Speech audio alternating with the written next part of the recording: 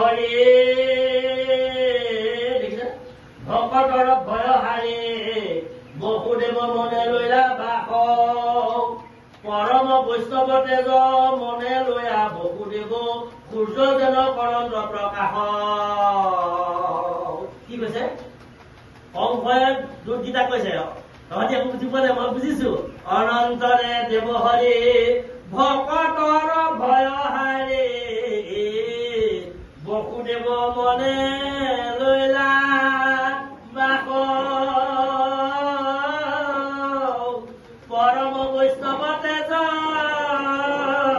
মনে লৈয়া বসুদেৱ সূৰ্য যেন কৰন্দ প্ৰকাশ মোক বুজিবৰ কাৰণে অনন্ত কোটি কোটি ব্ৰহ্মাণ্ড ঈশ্বৰ প্ৰভু ভগৱান তেওঁ আহি অংশ কাৰাগাৰ সোমালেহি আত্মা ৰূপেৰে বায়ু ৰূপেৰে মই যে প্ৰথমতে কৈছিলো বায়ু ৰূপেৰে আত্মা বায়ু ৰূপেৰে আহি সোমালেহি সোমাই প্ৰথমতে বসুদেৱৰ হৃদয়ত প্ৰৱেশ কৰিছে অনন্তৰে দেৱ হৰি ভকতৰ ভয় হাৰি বসুদেৱৰ মনে লৈ যাবা বসুদেৱৰ মনত বাস কৰিলে বায়ু ৰূপেৰে বসুদেৱৰ মনত বাস কৰিলে সেইকাৰণে বসুদেৱৰ গাৰ পৰা এই দিব্যজ্যোতিটো ওলাই গোটেই অন্ধকাৰ চোতালখন চফা কৰি থৈছে পোহৰ কৰি থৈছে পোহৰটো বসুদেৱৰ গাৰ পৰা সেইকাৰণে আহিছে প্ৰভু আহি দেৱকীকৰ ঘৰলৈ অহা নাই বসুদেৱৰ গালৈ আহিছে তোমালোকৰ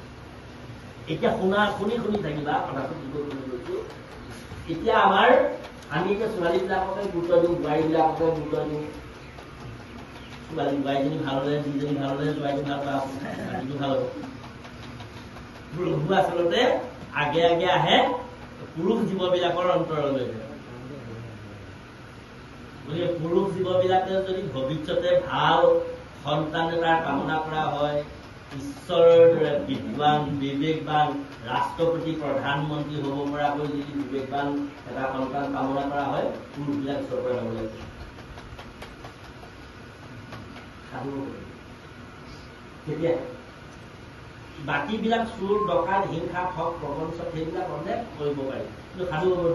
নোৱাৰি মানে একো ভয় কৰিবলগীয়া যত্ন কৰিবলগীয়া কষ্ট কৰিবলগীয়া কথা নাই কিন্তু